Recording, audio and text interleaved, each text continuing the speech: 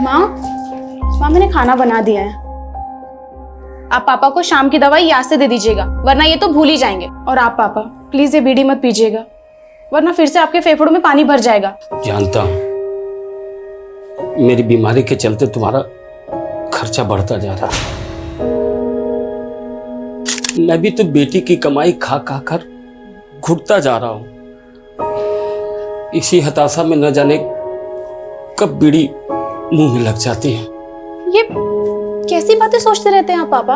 आप बस अपनी सेहत का ध्यान दीजिए। और हाँ, अगर आपने दोबारा बीड़ी पीना तो मैं सच में आपसे बात नहीं करूंगी। अरे नहीं नहीं, देखो ऐसा हरगिज मत करना। चलो नहीं पीऊंगा। अरे पगली, मैं भी तो चाहता हूँ कि तंदुरुस्त हो जाऊं और कोई नई नौकरी ढूंढूं। मुझे भी तो अपनी जिम्मेदारी निभाने दीजिए पापा। आपने भी तो जिंदगी भर मजदूरी करके हमें पढ़ाया लिखाया, वरना हमारे समुदाय के लोग अपने बच्चों को स्कूल तक नहीं जाने देते। तभी तो पूरी बिरादरी को तुझ पर गर्व है। झोपड़ी में रहने की किस्मत थी हमारी। आज तुम्हारी वजह से इतने अच्छे घर में रह रहे हम लोग। माँ, अभी तो घर की हालत और सुधारनी है। ऊपर एक और फ्लोर बनाकर घर को ऊंचा करना है। अरे बेटा, अब और कितना ऊंचा उठेंगे?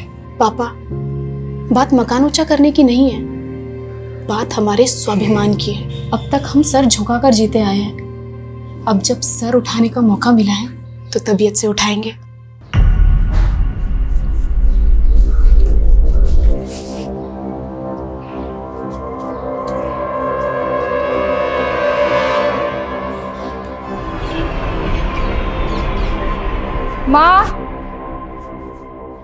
माँ, एक कप चाय बना दो प्लीज। तेरी बहन सबके लिए खाना बना के ऑफिस भी चली गई, तू खुद के लिए चाय नहीं बना सकती? मेरी तुलना ना उससे मत क्या करो। तेरी तुलना में उससे करना भी नहीं चाहती। तू उसके एड़ी के बराबर भी हो जाए ना तो मैं गंगा नहा लूंगी।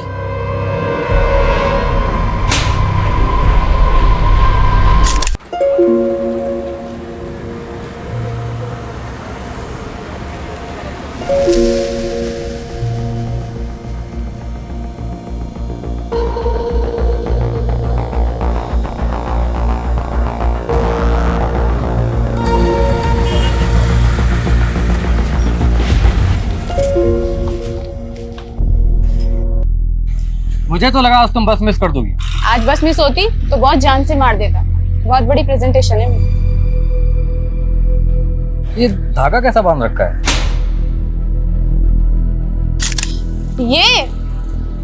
ये तो बस ऐसे ही।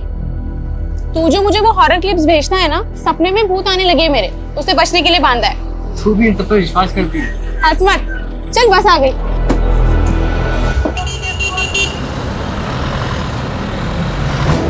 वैसे तुम्हारे सपने में जो भूत आते हैं वो दिखते कैसे? पागल तू भी। छोड़िए सब। अच्छा सुन, जो मैं ऑफिस में प्रेजेंटेशन दिखाने वाली हूँ, तू उसे एक बार सुन और अपना फीडबैक दे।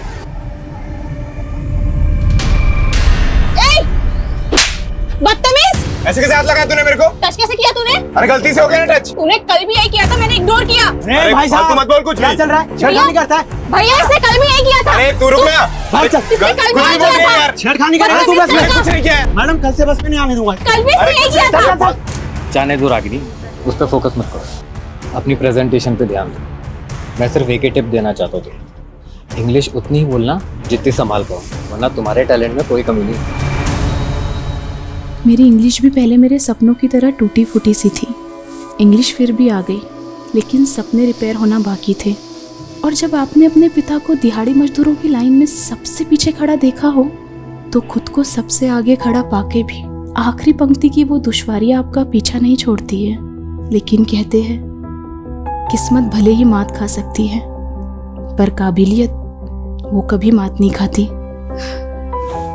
हाय भाई, ये भूत तो बड़ा लकी साबित हुआ यार तुम्हारे लिए। तुम्हारे सपने में आए और इंक्रीमेंट हो गया। इंक्रीमेंट? तुम्हारी सैलरी 25% बढ़ाने का अप्रूवल मिला है। क्या? आजकल बॉस कुछ ज्यादा ही मेहरबान है रागिनी पे। हाँ, लेकिन रागिनी डिजर्व भी तो करती है। डिजर्व तो मैं भी करती थी, लेकिन मैंने बॉस को खुश करने से मना कर दिया तो उसको अब रागिनी मिल गई है। मतलब क्या है तुम्हारा? जानते नहीं हो क्या अपने बॉस को? आजकल रागिनी के साथ सो रहा है।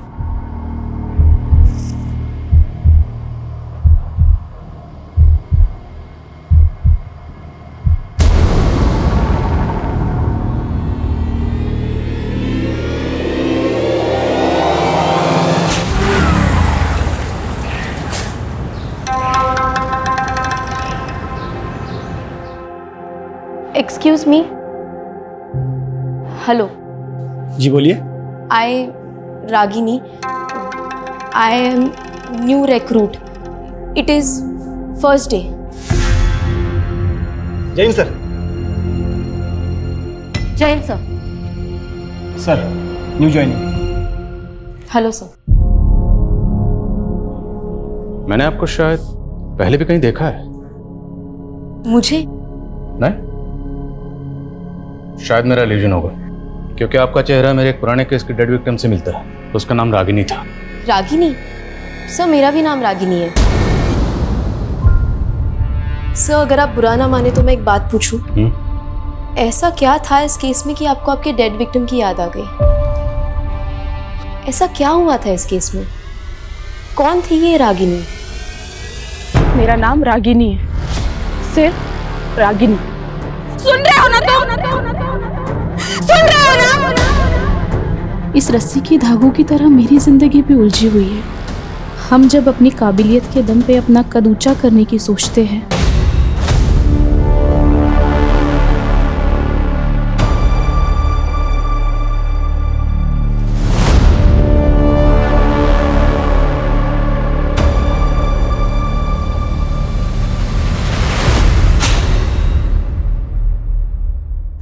मैडम वो आपने न्यू बायोमेट्रिक एंट्री वाला फॉर्म भर दिया? हाँ पवन जी, भर दिया। ये लीजिए।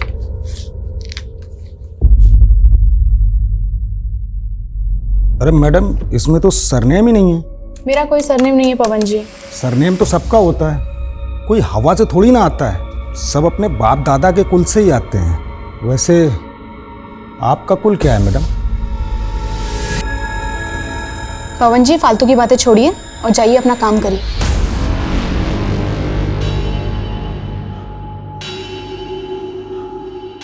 लाइए मैडम अपना फॉर्म दीजिए। पवन जी आप ठहरे कुलवान व्यक्ति, क्यों ऐसे लोगों से उलझते हैं जो अपनी जात छुपाते हैं? मतलब ये कि रागिनी ठहरी आपसे नीचे वाली और देखिए आपकी बॉस बन के बैठी है। कभी सोचा नहीं था कि ऐसे नीच लोगों की आवाभगत करनी पड़ेगी। रागिनी तूने मुझसे अनजाने में जूठा उठवाई है ना। अब देख मैं तुझे जूठा खिलाता भी हूँ, जूठा पिलाता भी हूँ। हाँ सॉरी भैया, थोड़ा लेट हो जाएगा, लेकिन मेरे आने से पहले आप ढोल वालों को मत भेजना। आखिर मेरे भतीजे का पुण्य पूजन है, आज तो जम के नाचना है। ओके भैया, बस पहुंच रहा हूँ। अरे अंकल थोड़ा स्पीड बढ़ाओ ना। अरे बेटा इस रोड पर स्पीड लिमिट 50 किलोमीटर प्रति घंटा है। थोड़े रूल्स तोड़ भी दोगे तो क्या हो जाएगा? मुझे भी लेट हो रहा है। रूल होता है, क्यों बेचारे पे दबाव डाल रहे हो? रहने दो भाई साहब, टैक्सी चलाते चलाते रोज रोज नई सवारियां, नए नए नखरे, अब तो इनको झेलने की आदत सी पड़ गई है। कब से चला रहे हो टैक्सी? बहुत सालों से चला रहा हूँ भाई साहब, 18-20 घंटे डेली चलाता हूँ। अंकल बुढ़ापा आ रहा है, इतना काम करोगे ना तो उम्र के पहले ऊपर चले जाओगे। अब काम नहीं करूंगा तो अपने घर वालों की जरूरतें पूरी कैसे करूंगा? और रही बात ऊपर जाने की, तो एक दिन सबको ही जाना है।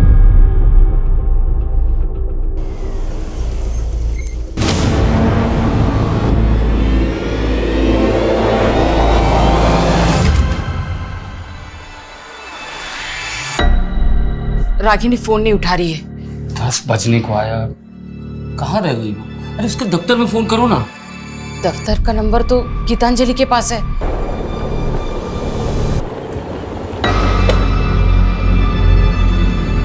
बाय। हेलो, रागिनी तुम्हारे साथ है? मेरे साथ क्यों होगी वो? वो दफ्तर से अभी तक घर नहीं आई, एक बार उसके दफ्तर में फोन करके पूछना। ठीक है।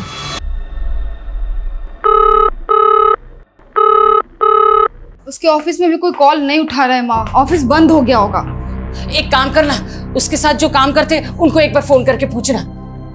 आप लोग क्यों टेंशन ले रहे हो? गई होगी ना कहीं मौज करने, आ जाएगी। क्या बकवास कर रही है ये? बकवास मैं नहीं कर रही हूँ पापा, और ये आप दोनों की गलती का ही नतीजा है। 27 साल की हो गई है, लेकिन उसकी शादी के बारे में आप लोगों ने नहीं सोचा, तो कहीं तो जाएगी ना अपनी जरूरती। जबान है क्या कैची? बोलने से पहले ये भी नहीं सोचती कि सामने बाप खड़ा है।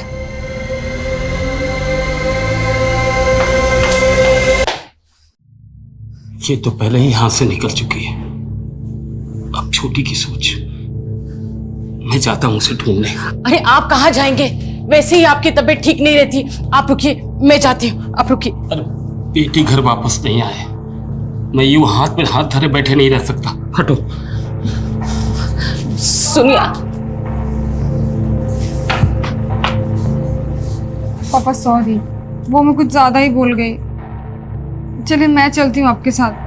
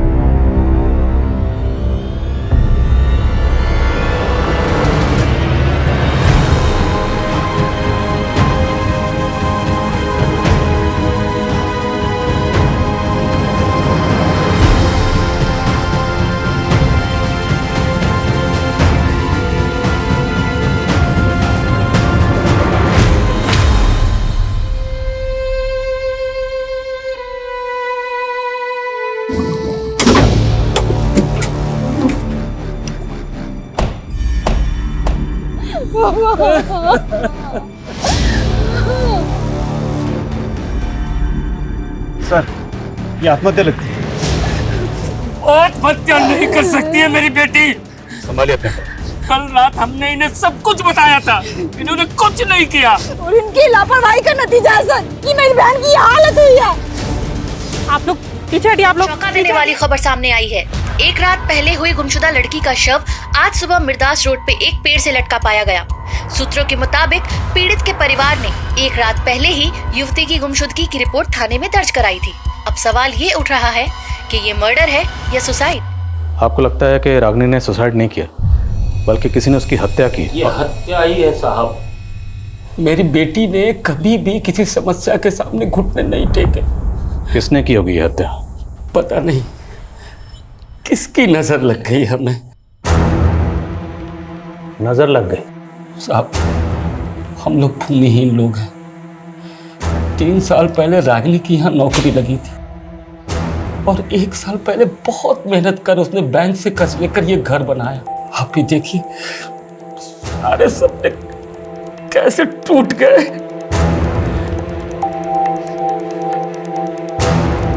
रागिनी घर से ऑफिस कैसे आती जाती थी? सरगुन पेट से कोई भी सीधी बस नहीं है उसके ऑफिस आवा नगर के लिए, इसलिए वो सवारी के टेम्पो से नंदी चौक तक जाती थी, और वहां से उसके ऑफिस के लिए सीधी बस मिल जाती थी। रागिनी आभा नगर अपने ऑफिस से बस लेकर पहले नंदी चौक आती थी, फिर यहाँ से शेयरिंग ट्रांसपोर्ट लेके अपने घर सरगुनपेट। लेकिन हमें रागिनी की लाश मिली मिर्दासपुर सरगुनपेट से 5 किलोमीटर आगे, यहाँ से कट जाता है, और हमें रागिनी की लाश यहाँ 1 किलोमीटर अंदर मिली। और सर, इस पूरे रूट पे कहीं भी सीसीटीवी नहीं है। शर्मा, जब सीसीटीवी नहीं थे तब भी केसेस सॉल्व होते थे। इस पूरे रूट को स्कैन करो और ये भी पता करो कि रागिनी अपने ऑफिस से कितने बजे निकली थी। रागिनी मिर्दासपुर क्यों गई? वो वहाँ खुद अपनी मर्जी से गई या कोई उसे ज़बरदस्ती लेकर गया? ये सुसाइड है या अबैटमेंट टू सुसाइड या फिर मर्डर?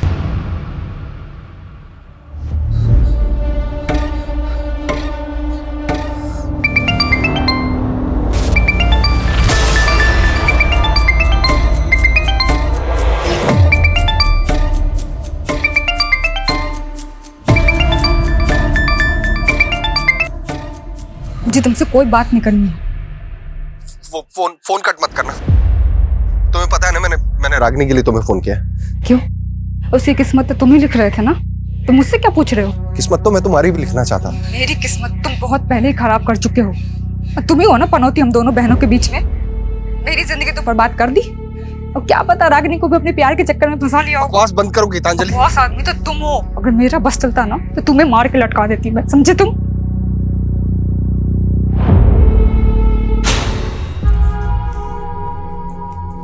गीतांजलि, ये सब क्या है? हाँ, मैंने तुमसे क्या कहा था कि 10,000 रुपए से ज्यादा खर्चा नहीं करना है, और तुम 27,000 रुपए उड़ा कर आई हो उन सब में। 10,000 में आजकल कहाँ कुछ मिलता है योगेंद्र? जितनी चादर हो ना उतने पैर पसारने चाहिए गीतांजलि। ये इतने महंगे ब्रांड्स के कपड़े खरीदने की क्या जरूरत थी? हाँ, एक तो महंगे के महंगे और ऊपर से ऐसे फटे हुए ऐसे भद्दे कपड़े। तो तुम्हें साड़ी पहनने वाली बीवी चाहिए, ये शादी से पहले बताना चाहिए था ना। लेकिन फैशन के नाम पे अपनी बीवी को ऐसे फटे हुए और भद्दे कपड़े नहीं पहनने दे सकता मैं। तुम्हें पता भी है ऐसे कपड़े पहनने से क्या होता है? दुर्भाग्य क्या आता है, गरीबी आती है। अच्छा, तो जो ऐसे कपड़े मॉडल्स पहनती है ना, उनका जाकर बैंक बैलेंस चेक करो पहले। डकियन उसी ख्याल वाले से शादी हो गई मेरी। तुम कहना क्या चाहती हो? हाँ, हाथ छोड़ो। अपनी मर्यादाओं में रहो। देखो, हाँ छोड़ो। तुम कहना क्या चाहती हो? हाथ छोड़ो। तुम अपनी हद में रहो, ठीक है? दीदी पागल हो गई हो क्या? अपने पति पर ऐसे कौन हाथ उठाता है? और कौन सा पति ऐसे अपनी पत्नी पे हाथ उठाता रहता है? पता भी है तुझे? और एक दिन मुझे मौत तक फिरता रहता है ये। आ गई वकालत करने। जीजा जी, जीना मुश्किल कर दिया तुम्हारी बहन ने मेरा। मैंने आज तक उस पर हाथ नहीं उठा। उसने जीजा जी संभालिए अपने आप को। दीदी की तरफ से मैं आपसे माफी मांगती हूँ।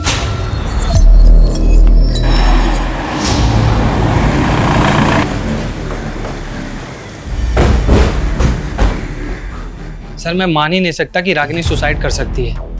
मैं उसे तब से जानता हूँ जब उसने 3 साल पहले यहाँ ज्वाइन किया था। लोग उसका मजाक भी बनाते तो वो कभी गिव अप नहीं करती थी सर। लोग उसका मजाक बनाते थे? ये अभी की बात नहीं है, वो 3 साल पुरानी बात है सर, जब उसने एज एन इंटर्न ज्वाइन किया था यहाँ पर। Excuse me ma'am, I prepare this report. I prepare नहीं, I have prepared this report होता है। वो पहले विजिता मैम की असिस्टेंट थी, लेकिन रागिनी ने अपनी लगन से ऐसा काम किया, 6 महीने पहले ही विजिता मैम क्या हम सबकी बॉस बन गई। कल ही रागिनी का इंक्रीमेंट हुआ था सर, वो बहुत खुश थी। ऐसा हो ही नहीं सकता कि वो सुसाइड कर ले। क्या कोई ऐसा है जो उसकी तरक्की से जलता था? नो आइडिया सर, लेकिन लगता था वो अपनी पर्सनल लाइफ में थोड़ी डिस्टर्ब थी। तुम उसकी पर्सनल लाइफ के बारे में क्या जानती हो? नॉट मच सर, लेकिन इस बारे में आपको अरविंद काफी कुछ बता सकता है। वो मैडम, रागिनी मैडम और अरविंद सर दोनों साथ में एक ही बस में आते थे और एक ही बस में जाते थे। कुछ शाम भी वो दोनों लोग एक ही साथ वापस गए थे। बस कौन सी थी? बस का नंबर बोलिए। मैडम बस का नंबर तो नहीं मालूम, लेकिन बस रोज शाम को 5 बजे ऑफिस के सामने से निकलती थी।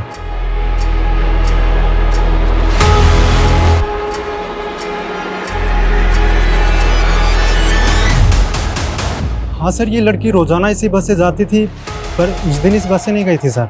क्या ये लड़की उस दिन बस में नहीं चढ़ी थी? नहीं सर। अच्छा, इसके ऑफिस का एक दोस्त भी इसके साथ जाता था बस में? सर एक लड़का जाता तो था, पर उस दिन तो लड़का भी बस में नहीं चढ़ा था। कहीं ऐसा तो नहीं रागिनी उस दिन अरविंद के साथ कहीं गई थी? पता करो अरविंद का और थाने बुलाओ उसे। ओके सर मैं नहीं जानता रागिनी के साथ उस रात क्या हुआ। रागिनी और तुम दोनों एक साथ उस बस में जाते थे, लेकिन उस दिन तुम दोनों ही उस बस में नहीं चढ़े। बोल, रागिनी को लेकर कहाँ गया था? सर मुझे किसी काम से विदिशा जाना था, मैंने वो बस पकड़ी नहीं, लेकिन रागिनी उसी बस से गई थी। सॉरी यार, मैं आज तुम्हें बस में कंपनी नहीं दे पाऊंगा। तो क्या हुआ यार, कोई बात नहीं, मैं चली जाऊंगी। लेकिन ड्राइवर तो बोल रहा है कि रागिनी उस बस में चढ़ी ही नहीं। तुमने खुद देखा था रागिनी को चढ़ते हुए? सर देखा तो नहीं था, लेकिन हम रोज उसी बस से जाते थे। ये बस वाला झूठ तो नहीं बोल रहा, क्योंकि रागिनी नंदी चौक से बस में चढ़ती थी। बस स्टॉप पे पता करते हैं, क्या रागिनी को किसी ने बस में चढ़ते हुए देखा था? और बस की बाकी सवारी से बात करनी होगी।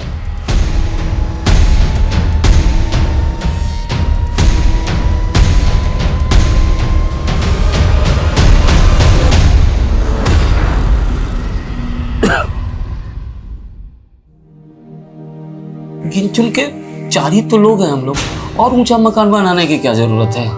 बाबा, अब तक हम सर झुका के जीते आए हैं, लेकिन अब जब सर उठाने का मौका मिला है तो तबीयत से उठाएंगे।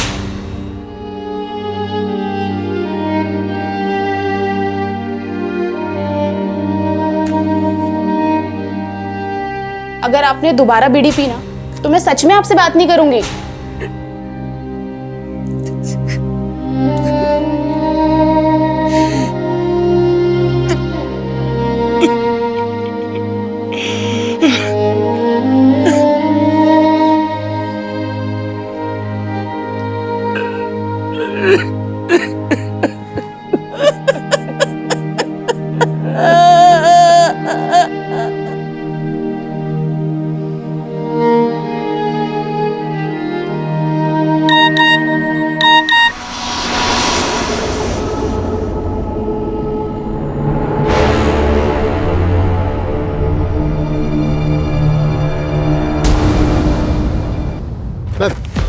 नंदी चौक के बस स्टैंड के पास रिक्शा वाला मुझे मिला। इसने रागिनी को उस शाम को यहाँ पे देखा था, लेकिन इसका कहना है कि उस शाम रागिनी बस से नहीं बल्कि किसी के साथ बाइक से आई थी।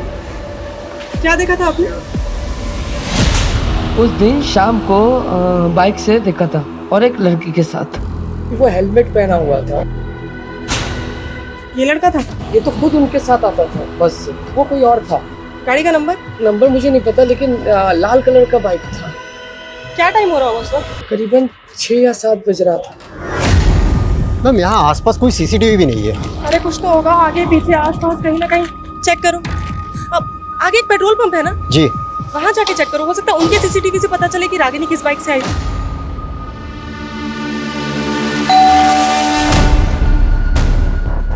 रागिनी जी का घर यही है? हाँ। मैम के कुछ पार्सल है।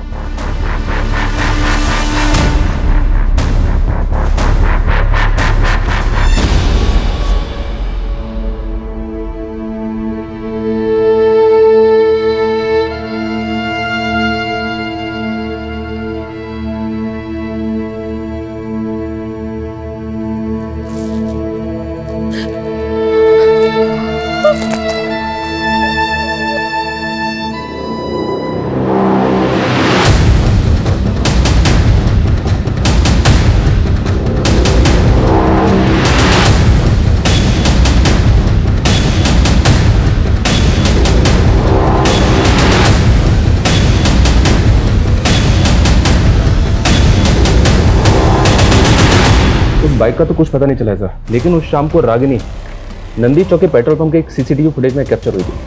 वो शाम को तकरीबन 7 बजे एक कैब में बैठी हुई दिखी। ये देखिए। किसकी कैब है? अब बिना वक्त गवाए ये बता दे कि लड़की को क्यों मारा। बोल। साहब मैं मानता हूँ वो लड़की मेरी टैक्सी में बैठी थी। ये बोल, लड़की को लेकर गया कहाँ था? साहब मुझे कुछ नहीं पता, मैं शहरी टैक्सी चलाता हूँ, कौन कहाँ पे उतरता है याद नहीं मुझे। कोई बात, हम याद दिलाएंगे। याद दिला जरा से। साहब मुझे याद आ रहा है साहब। सर मैंने उस लड़की को ना मिर्दास रोड पे छोड़ा था साहब।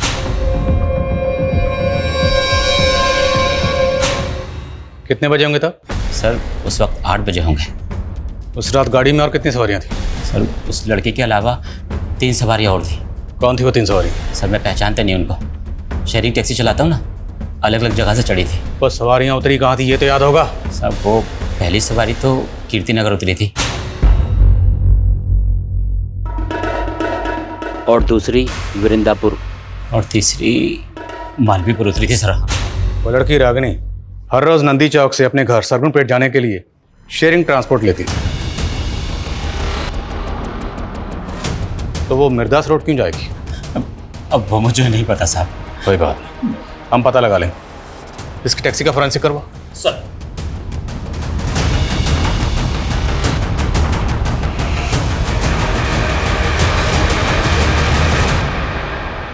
निमिष, तुम्हारी टैक्सी में ई वॉलेट बारकोड है ना? हाँ साहब है। तो पैसेंजर से पेमेंट कैसे लेते हो? ई वॉलेट से या कैश? सर ई वॉलेट से भी और कैश भी, दोनों। उस रात उन तीनों सवारियों ने पेमेंट कैसे की थी? साहब एक सवारी ने तो ऑनलाइन किया था और बाकी ने कैश। ट्रांजैक्शन दिखा, और उस लड़की को जहां उतारा था वो लोकेशन दिखा।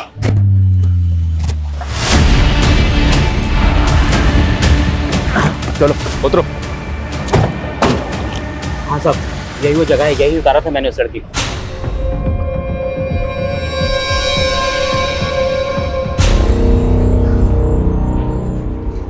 वो जगह यहाँ से 1 किलोमीटर दूर है, जहाँ पर रागिनी की लाश लटकी हुई।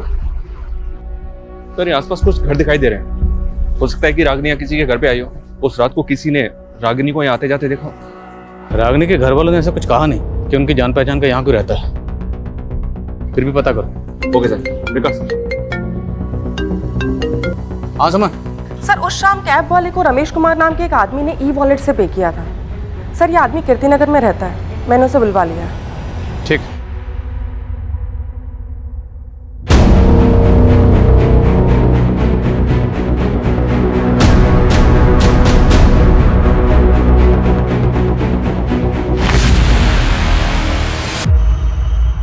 हाँ सर, कल ये कैब में थी, पिछली सीट पे बैठी हुई थी। तुमने इस लड़की के साथ कहाँ तक ट्रैवल किया था? शायद मिर्दास रोड। इस लड़की, तुम्हारे और टैक्सी ड्राइवर के अलावा टैक्सी में और कितने लोग थे? सर 2 जन और थे। एक अंकल थे, बहुत बुजुर्ग, बार बार खांस रहे थे, और सर एक लड़का था, यंग। कौन थे वो दोनों, जानते हो? नहीं सर, मैं नहीं जानता। वो दोनों एक दूसरे को जानते? सर ऐसा देख के तो नहीं लगा, पर वो लड़का बहुत जल्दी में था सर। उसे किसी फंक्शन में जाने के लिए बोल रहा था वो। आखिर मेरे भतीजे का पुण्य पूजन है, आज तो जम के नाचना है। कैब ड्राइवर ने बताया कि वो जो लड़का मालवीपुर में उतरा था, उसे वहाँ किसी कुआं पूजन में जाना था। मालवीपुर में जितने भी बैंक्वेट हॉल, पार्टी हॉल हैं, सब जगह पता करो कि वो कुआं पूजन फंक्शन कहाँ था। शर्मा, किसी भी तरह से उस लड़के को ढूंढो, क्योंकि हो सकता है उस लड़के से हमें पता चले कि उस रात रागिनी के साथ क्या हुआ था। सर मिर्दासपुर में भी इंक्वायरी चालू है, लेकिन अभी तक कोई भी ऐसा विटनेस नहीं मिला है जिसने रागिनी को उस रात वहाँ किसी के साथ देखा हो।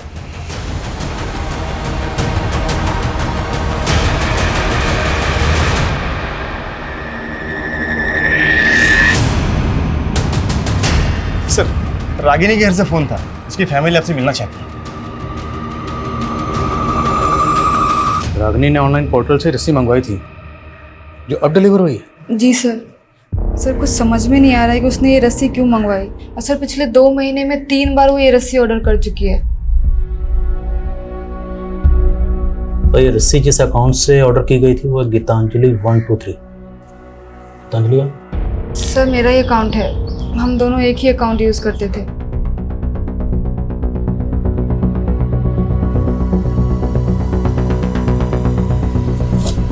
ये ठीक वैसी रस्सी है जिस रस्सी पर रागिनी की लाश लटकी हुई थी। हाँ सर, इसीलिए लगा कि आपको बता देना चाहिए। पर आप तो कह रहे थे कि रागिनी सुसाइड नहीं कर सकती, जबकि आपकी बेटी कह रही है कि रागिनी पिछले 2 महीने से ऐसी रस्सी मंगवा रही थी। तो क्या रागिनी 2 महीने से सुसाइड के बारे में सोच रही थी?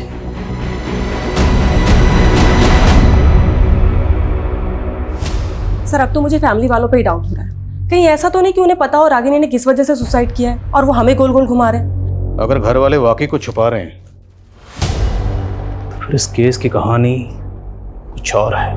क्या ऐसा हो सकता है सर कि रागिनी के घर वाले पिछले 2 महीने से रागिनी को मारने की प्लानिंग कर रहे थे? ऑनलाइन रस्सी मंगाना उनकी प्लानिंग का हिस्सा हो? सर रस्सी उसकी बड़ी बहन के अकाउंट से मंगाई गई है। ऐसा हो सकता है कि घर पे उसका मर्डर किया गया और लाश ले जाकर बाहर लटका दी ताकि वो लोग ना फंसे। और सर हमें मर्डर और सुसाइड में उलझा रहे हैं।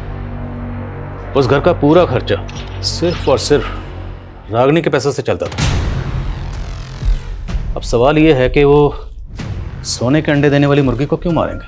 शायद ऑनर किलिंग वाला एंगल हो सकता है कि रागिनी को कोई ऐसा लड़का पसंद आ गया हो जिसे उसके घर वाले ना पसंद करते। देखो अरविंद रागिनी के काफ़ी क्लोज था, पर वो ये नहीं मान रहा कि उसका रागिनी के साथ अफेयर भी था। तो क्या ये मुमकिन है कि रागिनी किसी और लड़के को मिलने के लिए मिर्दासपुर गई? लेकिन सर मिर्दासपुर में कुछ नहीं मिल रहा है। रागिनी के सोशल मीडिया अकाउंट्स चेक करो, क्योंकि इस रस्सी ने इस केस को और भी उलझा दिया है। लेकिन रागिनी की मौत का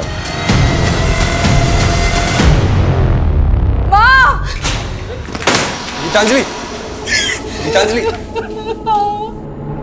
दामाद जी, आप दोनों यहाँ मतलब पापा जी वो गीतांजलि को शायद कोई गलतफहमी हो गई है। आपसे कुछ मुझे कोई गलतफहमी नहीं हुई है।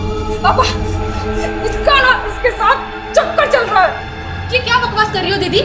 हाँ, मैंने तुम दोनों की लड़ाई में जीजा जी का साथ दिया, इसलिए कुछ भी बोलोगी? तुम ना ज्यादा भोली बनने की कोशिश बिल्कुल भी मत करो मेरे सामने। सुनो सुनो सुनो, अगर तुम मेरे साथ नहीं रहना चाहती ना तो मुझे कोई तकलीफ नहीं है। तुम अपनी बहन को जलील मत करो यार। तो लेके जाओ अपने साथ।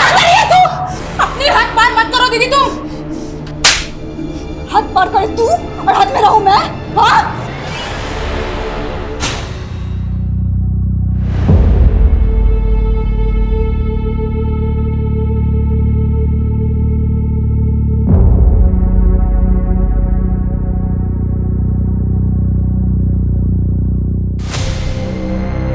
गीतांजलि, कहीं तू हमसे कुछ छुपा तो नहीं रही है ना?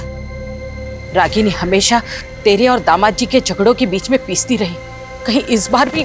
इस तो मैं रही थी माँ उन दोनों के बीच में। और अगर आपको अपनी इज्जत की परवाह नहीं है ना, तो जाके पुलिस को बता दीजिए कि उसका चक्कर चल रहा था मेरे पति के साथ। मैं भी यही चाहती हूँ कि पुलिस उसको उठा के लेके जाए, उसको भी कूटे।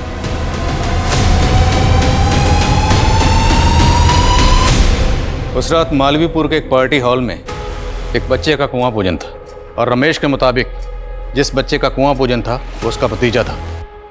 हमने इस फंक्शन की गेस्ट लिस्ट निकाली। बच्चे के फादर के जितने भी ममेरे, चचेरे और दोस्तों की ये तस्वीरें हैं। जो लड़का तेरी टैक्सी में बैठा था, क्या इन तस्वीरों में से कोई है?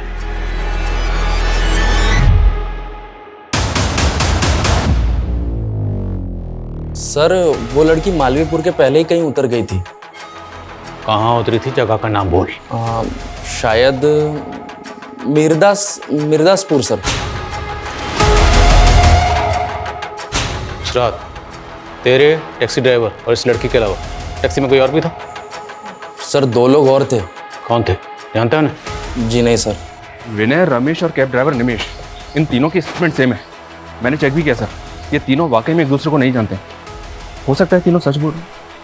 इन तीनों के अलावा उस रात कैब में एक बंदा और था जो वृंदा पर उतरा था। वो बंदा कौन था? उसका बयान लेना भी जरूरी है। उसका स्केच बनवाओ इन तीनों से। Okay sir. सर उस शाम रागिनी की कलीग दिलीप का नंबर नंदी चौक में एक्टिव था, और सर उसके पास बिल्कुल उसी मॉडल की बाइक है जिसके बारे में चाय वाले ने जिक्र किया था।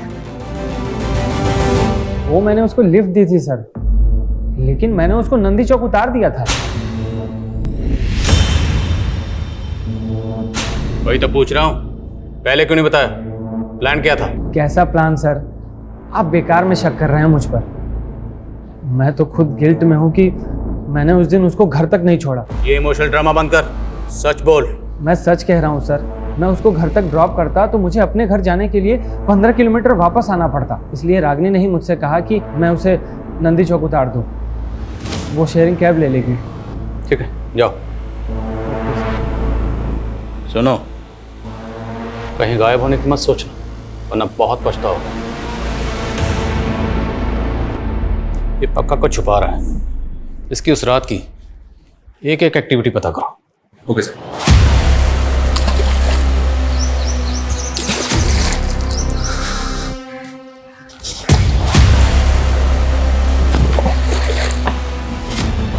सर, रागिनी की डिटेल पोस्टमार्टम रिपोर्ट। उसकी मौत फांसी लगने से ही हुई है, और मौत से पहले उसके साथ भी किया गया। तो ये भी तो मुमकिन है कि जिन लोगों ने उसका किया, उन्हीं लोगों ने उसको मारा, रस्सी से बांधा और पेड़ पर लटका दिया। लेकिन वो रेपिस्ट है कहाँ? रेपिस्ट तो रेपिस्ट। हम तो अभी तक ये भी पता नहीं लगा पाए कि रागिनी मिर्दासपुर क्यों गई थी। आसमान सर, वृंदापुर में उस चौथे आदमी का स्केच आइडेंटिफाई हुआ है। मंजुल नाम है सर उसका। लाओ से। हाँ सर, वो लड़की थी उस कैब में और मिर्दासपुर उतरी थी।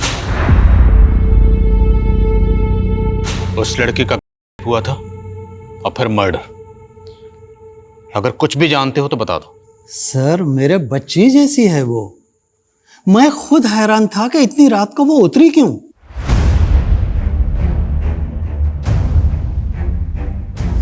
और बेटा सुनो। बेटा, इतने दिनों से मैं यहाँ इतनी पुलिस आते हुए देख रही हूँ, बात क्या है? अरे लड़की की आत्महत्या की है ना, उसकी इंक्वायरी चल रही है। पर वो तो 1 किलोमीटर दूर हुई थी, फिर पुलिस यहाँ क्यों पूछ रही है? सर मैंने रागिनी का सोशल मीडिया अकाउंट चेक किया। सर गौर करने वाली बात यह है, जिस दिन उसका रेप हुआ है उस दिन उसने इस योगेंद्र नाम के आदमी को बर्थडे विश किया है। कहीं ऐसा तो नहीं कि रागिनी को ये बर्थडे पार्टी अटेंड करनी थी, इसलिए वो मिर्दासपुर उतरी? लेकिन सर ये सरकपुर में रहता है। हो सकता है इसने रागिनी को पिक किया वहाँ से। सर हैरानी की बात तो यही है, ये योगेंद्र रागिनी की बड़ी बहन गीतांजलि का हस्बैंड है, और गीतांजलि और इसका डिवोर्स होने वाला है। What? क्या हुआ? योगेंद्र का नाम सुनकर आप लोग चुप क्यों हो गए? सर ये लोग कुछ नहीं बोलेंगे उसके बारे में। मतलब कहना क्या चाहती हैं आप? सर वो मुझे डिवोर्स देके मेरी बहन रागिनी से शादी करना चाहता था।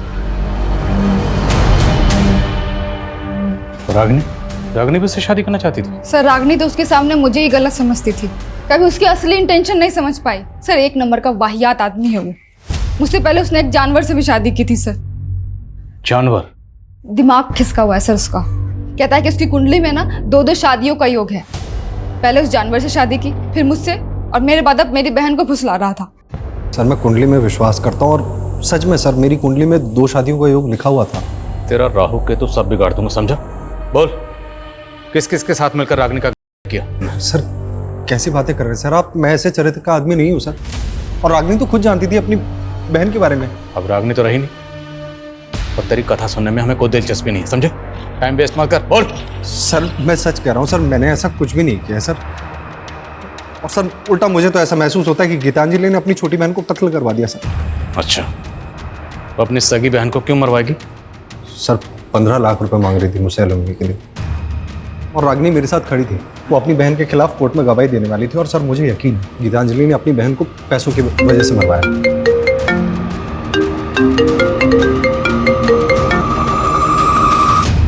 बोलो।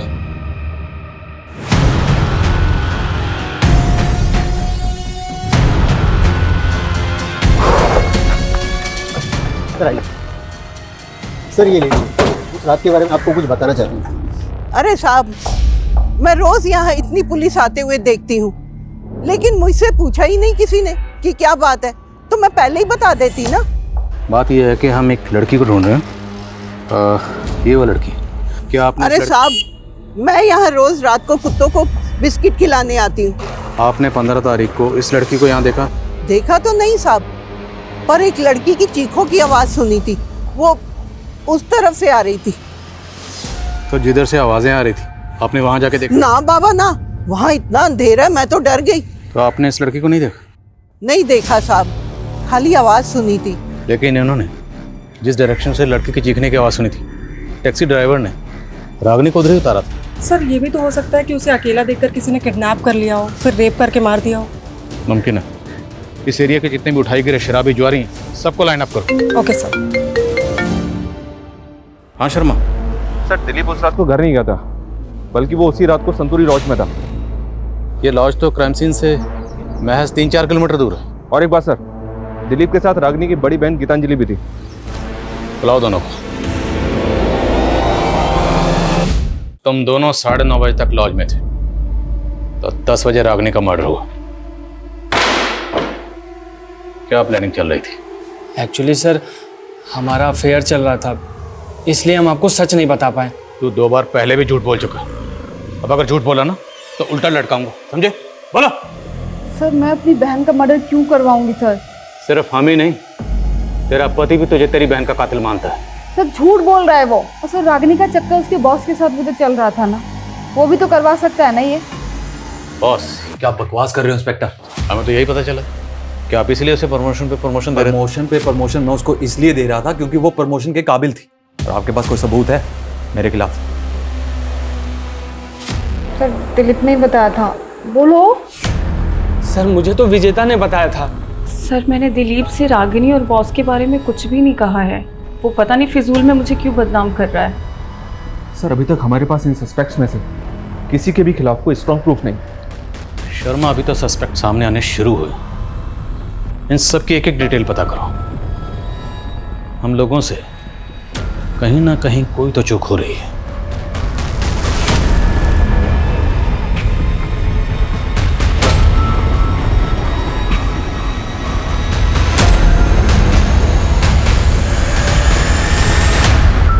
रागिनी, तुम्हारी कुंडली देखकर तो ऐसा लगता है कि तुम कोई ना कोई बड़ा मिरेकल करने वाली हो, लेकिन एक दोष है और वही तुम्हारी समस्याओं का कारण है। कैसा दोष?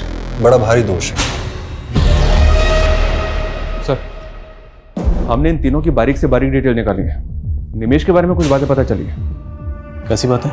ये वर्कहोलिक है सर, 3-3 शिफ्ट में टैक्सी चलाता था, लेकिन उस रात के बाद से ना तो इसने टैक्सी चलाई है और ना ही अपने मोहल्ले के बाहर निकला है। डरा हुआ है क्या? पता नहीं सर। और ये रमेश, ये भी ऑफिस नहीं गया था और ना ही विनय कॉलेज। ये तीनों के तीनों एक ही बयान दे रहे हैं। अब ये सच बोल रहे हैं या झूठ, ये पता लगाने का वक्त आ गया। साहब मैंने कुछ नहीं किया, मेरी तबीयत खराब थी साहब। दिमाग खराब मत कर, तेरी टांगे तोड़ दूंगा, समझे? रमेश, मंजुल और विनय सब बोल चुके हैं, अब तू बोल।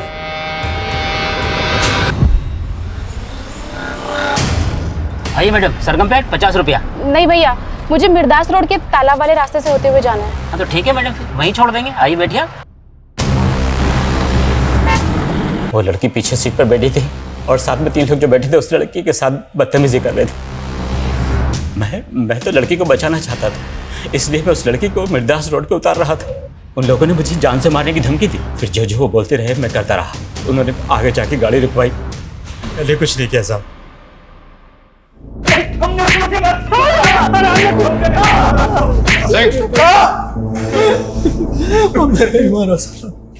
उन तीनों जानवरों ने उस मासूम को गिद्ध की तरह नोचा। तू, तेरी तो बेटे की उम्र की थी। रेप ही नहीं किया बल्कि उसको मार दिया। नहीं, हमने कुछ नहीं किया साहब, हमने तो उसको जिंदा छोड़ दिया था। हाँ सर, निवेश ने हमें उसके बाद हमारे घर छोड़ दिया था। सर हम वहां से गए तो वो जिंदा थी। सर सच में हमने उसे नहीं मारा। तुम्हें 7 मंगलवार ऐसे ही पानी में रस्सी को बहाना और फिर देखना तुम्हारी समस्या कैसे खत्म होती है। ये काला धागा, इसे हमेशा अपने हाथ में बांधे रखना है ना।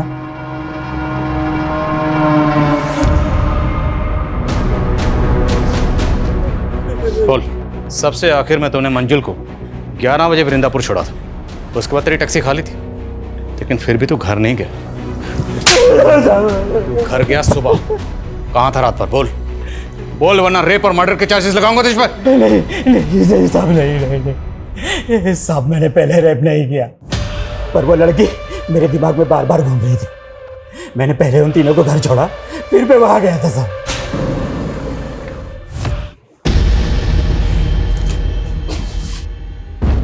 सर इस क्राइम का मोटिव कुछ और ही है। मैं उसे सबक सिखाना चाहता था। मुझे पता था वो रोज इस शेयरिंग टैक्सी से आना जाना करती है, इसीलिए मैंने प्लान बनाया। मैं और विनय अलग अलग जगह से चढ़े, लेकिन हम जब गाड़ी में चढ़े वो बैठी भी नहीं थी। लेकिन उसने जब मुझे देखा, पड़ोसी है, सोचा होगा सेफ रहेगी, इसलिए गाड़ी में बैठ गई। मैंने छेड़खानी शुरू कर दी। क्या बिगाड़ा था उसने? मैंने उसको समझाया था उसका घर हमारे घर से ऊंचा ना करे, लेकिन उसने हमारी नहीं सुनी। मैं उनकी जात वालों के घर का पानी भी नहीं पीता और मैं नहीं चाहता था उसके घर की परछाई में हमारे घर पर पड़े। शर्मा,